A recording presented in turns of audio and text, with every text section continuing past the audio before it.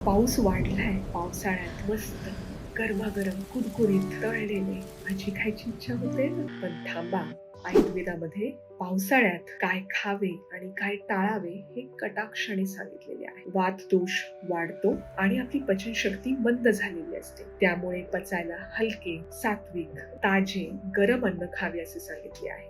1 वर्ष जुने झालेले गहू, तांदूळ, ज्वारी, नाचणी, जुना झालेला मध 1 चमचा रोज, फळभाज्या, दुधी भोपळा, दोडका, पडवळ, भेंडी यांचा समावेश करावा. मूग डाळीचे सूप, मूग डाळीची खिचडी, मसाले, सुंठ, काळी मिरी, आलं, लसूण, हिंग, ओवा, जिरे, हळद याच्यामुळे पचनशक्ती वाढते.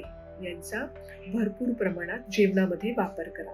2 हेल्दी टिप्स मी शेअर करणार आहे.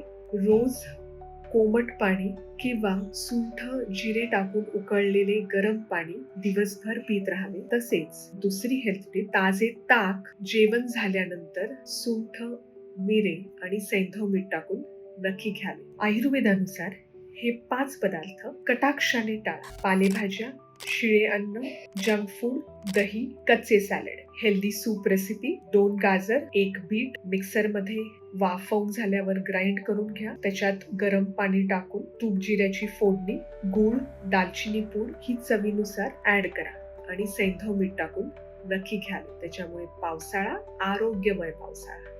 धन्यवाद.